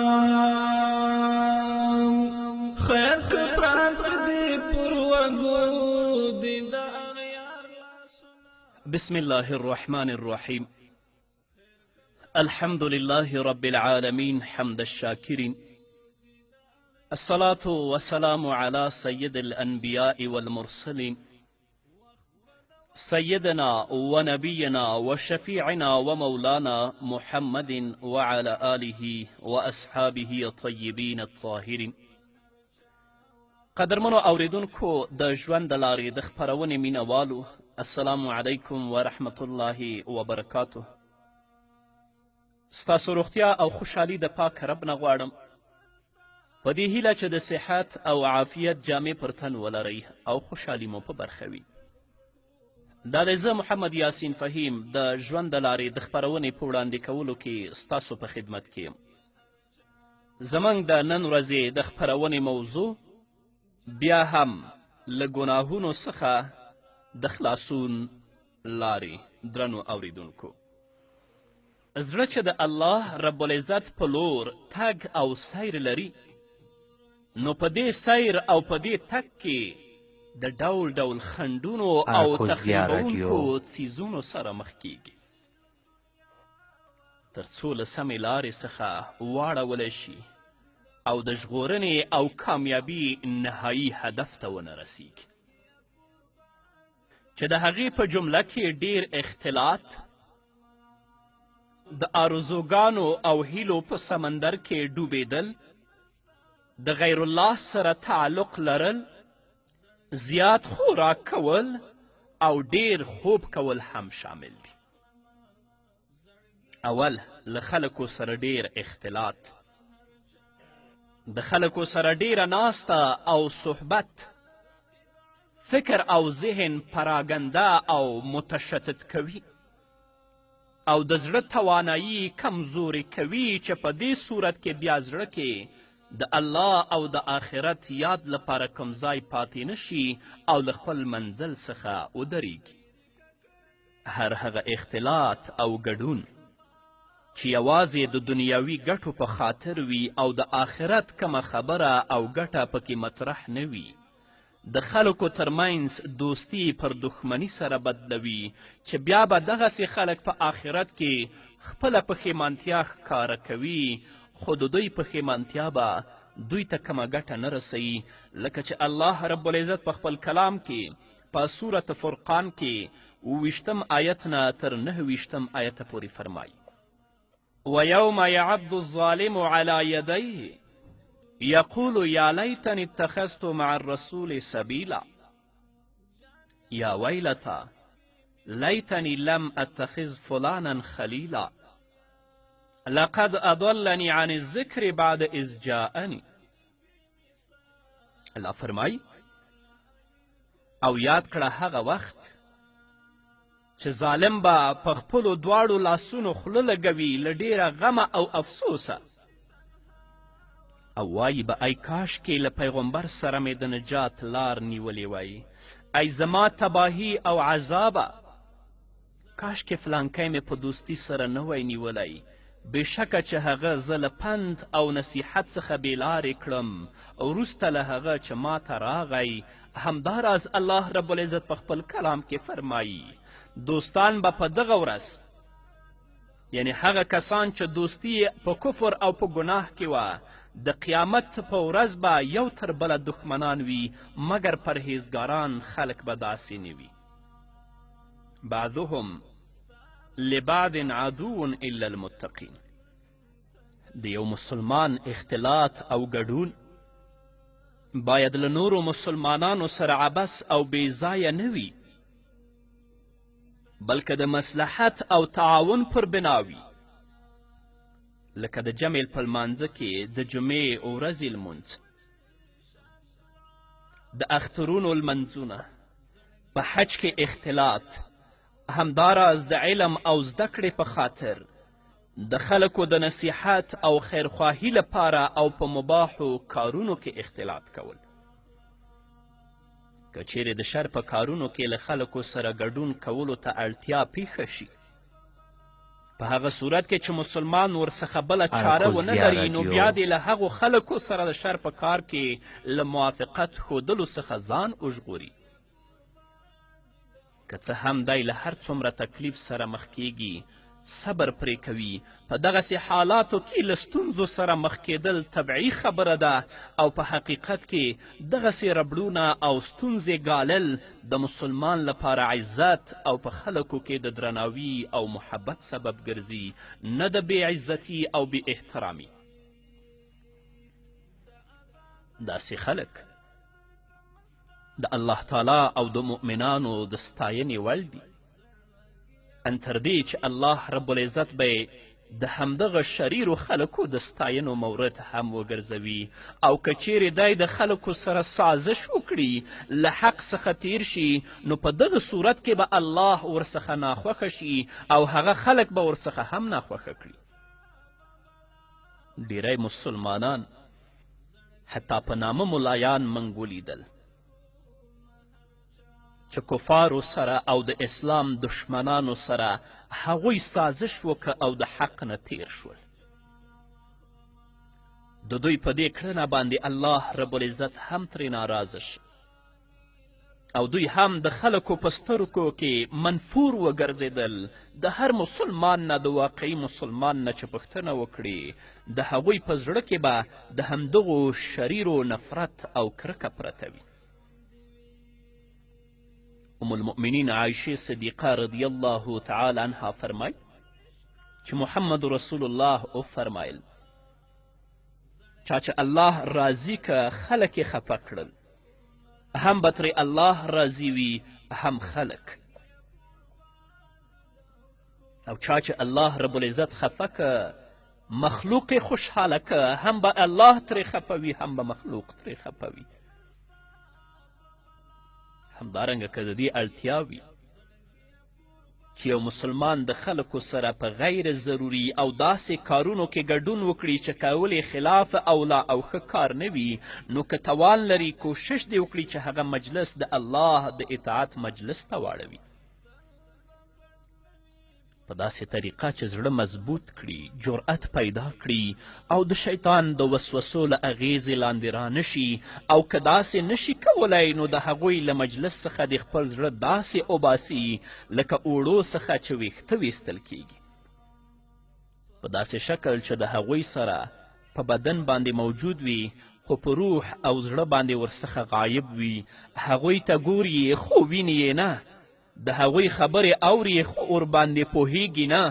گویا چې روح یې له دوی سره نه وي بلکې د ذکر او د تسبیح ویلو او فکر کولو په واسطه هغه د ملائکو سره وي. خو په تاسف سره باید ووایم موږ وینو چې په سپینو ګیرو، په سپینو کالیو او په غټو غټو لنګوټو باندې دوی د همدغو شریرو او کفارو په مجلسونو کې ګډون کوي او ډیر په بېشرمي سره هغه لونګۍ چې د رسول الله سنت دی او د مسلمان ویاړ دی د یو یرغلګر او د کافر او د مرتد په سر باندې هغه کړي. ایبتغون عندهم العزة فإن العزة لله جمیعا. د کفارو درناوی دې لپاره کوي چې هغوی نه دوی عزت غواړي، اما ظالمان په دې نه پوهیږي چې عزت خو ټول د الله په لاس کې دی. چاته چې الله عزت ورکړي که ټوله دنیا راټوله شي او د ده د بې عزتي هڅې او کوششونه وکړي کوم ځای به ونه نیسي، او چې الله څوک ذلیله کړي بیا که ټوله دنیا راپاڅي چې ده ته عزت ورکړي کله هم عزت نشي ورکولی. خو دوی لا تر اوسه په دې پوه نه دي چې عزت او ذلت د الله په لاس کې دی، بلکې دوی خپل عزت د کفارو او د یرغلګرو په لاس کې ویني. دویم د هیلو او د آرزوګانو په سمندر کې ډوبېدل. په هیلو او په آرزوګانو کې ورګډېدل داسې سمندر ته لاهو کېدل دي چې هغه ساحل نه لري، او دې سمندر ته له علم او پوهې تشلاسي او مفلس خلک ورګډېږي. لکه څنګه چې سلف فرمای آرزوګانې او هیلې د مفلسو خلکو پانګه ده، او د داسې پانګې لاسته راوړلو وسایل د شیطان د دروغو وعدې او د خیال خوبونه دي. هغه نفس چې ټول کوشش د دنیا لاسته راوړلو لپاره وي ټیټ او چټل نفس بلل کیږي. د چټلو نفسونو خاوندان همیش د مال، پیسو او ښځو د لاسته راوړلو او نورو دنیوي شیانو لپاره ډول ډول آرزوګانې او هیلې کوي، او په همدې کې فکر او ذهن مشغول وي، او بیا چې کله له داسې خیال او خوبونو څخه راویښ شي نو ګوري به چې هیڅ یې په لاس کې نشته، خو د اوچتو او پاکو نفسونو خلکو آرزوګانې او هیلې ایمان، علم، په علم باندې عمل او الله ته د قربت د وسایلو په باره کې وي. نو رب العزت دی موږ د هیلو او د آرزوګانو په سمندر او په بحر کې نه ډوبوي، ځکه که په دې کې ډوب شو نو د تباهي او د هلاکت کندو ته بیا ورګزار شو. دریم د غیر الله سره تعلق لرل. بیل الله رب العزت د بل چا پورې زړه تړل د زړه لپاره تر ټولو زیات خرابونکی څیز او ډیر بد حالت دی، بلکې له دې څخه ورته بل زیات تاواني په بدبختیو اخته کوونکی او له فایدو څخه لرې کوونکی څیز نشته دی. څوک چې له الله رب العزت څخه سوا بل چا پورې زړه وتړي، په بل چا باندې بروسه او اعتماد وکړي، نو الله به یې همغه څیز ته وسپاري چې بیا خو به نه د الله د مرستې او عزت مستحق وي، او نه به ورته هغه څوک نجات او عزت ورکولی شي د چا سره چې تعلق او رابطه وه. الله رب العزت په خپل کلام کې په سورت مریم کې په 81 او 82 آیتونو کې فرمایي: واتخذوا من دون الله آلهة ليكونوا لهم عزا كلا سيكفرون بعبادتهم ويكونون عليهم ضدا الله فرمایي او دوی نیولی دي سوا د الله رب العزت نه معبودان تر څو دوی ته عزت ورکوونکي او د دوی ملاتړي وي. هیڅکله داسې نه ده، خامخا به هغوی د دغه عبادت کوونکو خلکو له عبادت څخه بې زهره وي او د دوی په ضد او دښمنان به وي. نن خو ته د غیر الله عبادت کوي، غیر الله پورې د زړه تړلی دی، د غیر الله نه مرسته غواړي، خو د حشر په ورځ د الله رب العزت په حضور کې به دغه غیر الله ستا نه بې زاره وي، هغه به ستا ضد وي او ستا دشمن وي. نو له الله رب العزت څخه سوا د بل چا پورې زړه تړونکي او بل چا ته امید لرونکي خلک به په دنیا او آخرت کې پرته له بدبختۍ او ناکامۍ څخه بل څه نه ګوري. داسې خلک د هغه چا په څیر دي چې د ګرمي او یخني له تکلیفونو څخه د غنې کور ته چې هغه ډیر کمزوری دی پناه وړي. نو الله دې زمونږ تعلق خپل ذات سره جوړ کړي. که زمونږ خوشحالیانې دي هغه هم باید د الله د وینا مطابق ترسره شي. که موږ باندې کم امتحان او مصیبت راځي باید په هغه کې انا لله و انا الیه راجعون ووایو، د الله د حکم او د الله د امر نه سرغړونه، سرکشي او تیری ونه کړو. ځکه قاضی الحاجات الله دی، د خپل د حاجتونو حل د الله نه غواړئ. مشکل کشا الله دی، د خپل د مشکلاتو حل د الله نه غواړئ. شافی الامراض الله دی، د خپلو مریضانو شفا د الله نه غواړئ. غیر الله نه ستاسو حاجت پوره کولی شي، نه ستاسو مشکل حل کولی شي او نه ستاسو مریضانو او دردونو ته شفا درکولی شي. نو دا به تا ته څه ګټه در ورسوي چې د قبر نه تاویږې را تاویږې یا د بعضې جاهلو پیرانو پښو ته سجدې کوې. نه، رابطه د الله سره ټینګه که. په همدې هیله قدرمنو اوریدونکو نور به واورو خو د یوې دمې نه وروسته. چې د ککرو هر په غاړه خال د وینو لري، چې د ککرو یاد بدیاتا کړم تسل ستا ببلا واخلمه زړګی قربان د اوښکو له هر چا واخلمه زړګی قربان د اوښکو له هر چا واخلمه یاد بدیاتا کړم تسل ستا ببلا واخلمه زړګی قربان د اوښکو له هر چا واخلمه زړګی قربان د اوښکو له هر چا واخلمه خیر که پرات دی پر وږو دی د اغیار لاسونه. قدرمنو اوریدونکو بیا هم زموږ سلامونه ومنئ. څلورم، زیات خوراک کول. باید چې بنده په خوراک کې تجاوز ونه کړي او نه خپله ګیډه له حد څخه زیاته ډکه کړي، ځکه چې دغسې حالت د عبادت او اطاعت کولو په مخ کې خنډ ګرځي او بنده د ځان په دروندوالي او کسالت باندې اخته کوي. د ډیر خوراک په وجه د بدن شهواني مواد زیاتیږي او په بدن کې د شیطان لپاره رګونه پراخ او تان ګرځي، ځکه چې شیطان د انسان په بدن کې د وینې په څیر حرکت کوي. نبی کریم صلی الله علیه وسلم فرمای، د ترمذی حدیث دی، نسائی او ابن ماجه هم روایت کړی،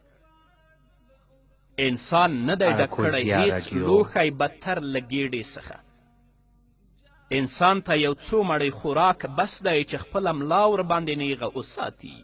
ژوندی پاتې شي، او که بیا له خوراک څخه لابودي ګڼي نو باید چې دریمه برخه خوراک ته وګرځوي، دریمه برخه څکاک ته او دریمه برخه د تنفس لپاره.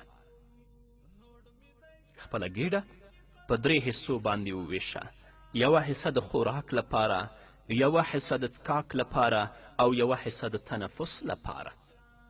خو موږ چې ورته کینو بیا نو نه د تنفس لپاره ځای او نه د څکاک لپاره ځای وي. 5، ډیر خوب کول. ډیر خوب کول زړه مړ کوي بدن درنوي،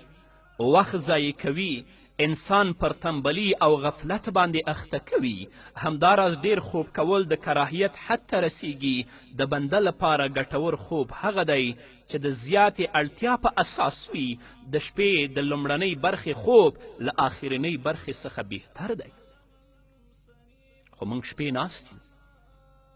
خپله شپه په لهو و لعب باندې په بښنې سره د فلمونو او د سریالونو په کتلو باندې تیره کړو. 1 بجه او 2 بجې چې کله ویده کیږو،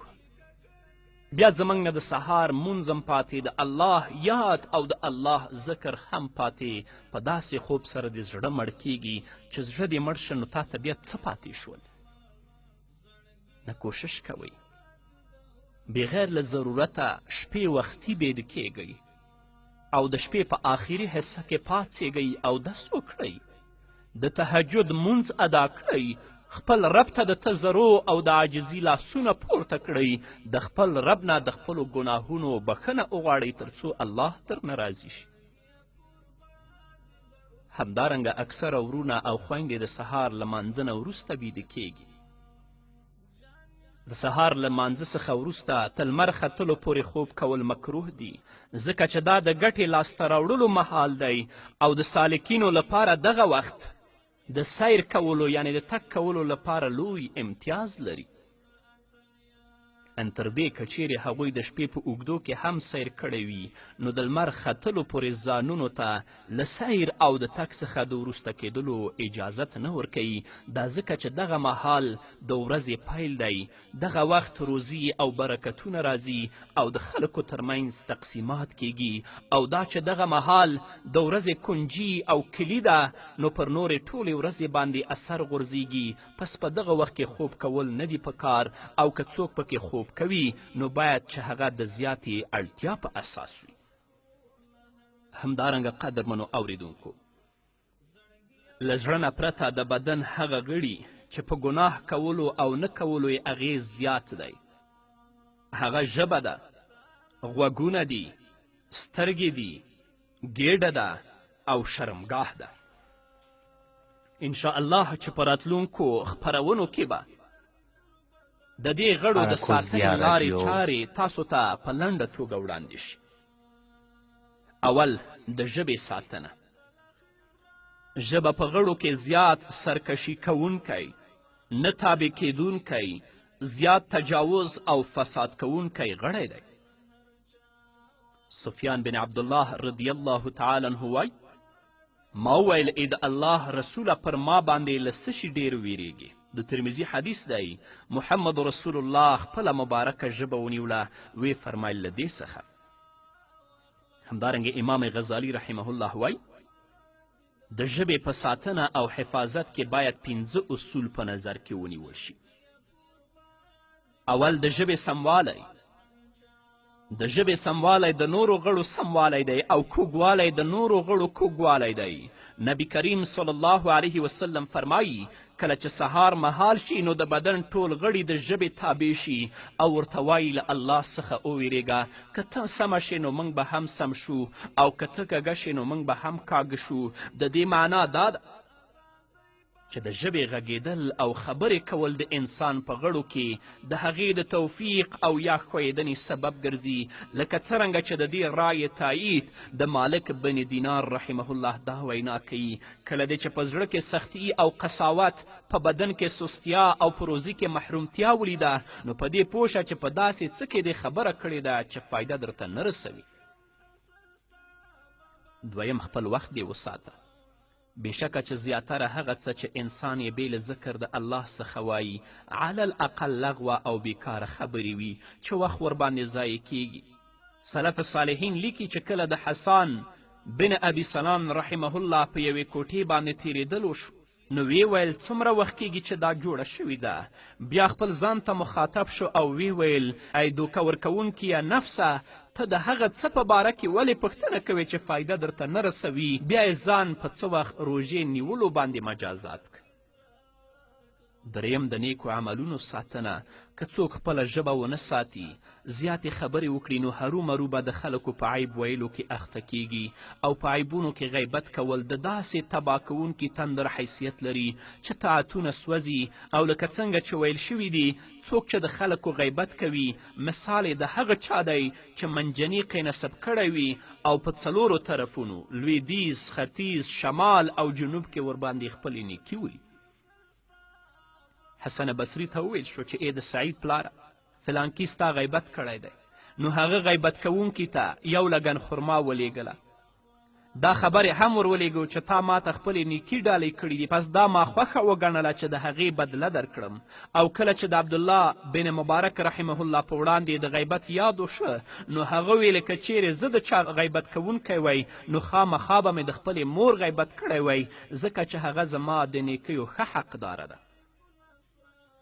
څلورم، له دنیوي آفتونو څخه سلامتیا. لکه څرنګه چې سفیان رحمه الله ویلی دي، په ژبه دې هغه څه مه وایه چې خپل غاښونه ورباندې ماتوي. او یو بل عالم ویلی دي، ژبه دې مه پرانیزه چې کار به دې خراب کړي. او په یو بیت کې راغلي، ژبه دې وساته، ویل مه کوه چې په آزمایښت او مصیبت کې به واقع شي.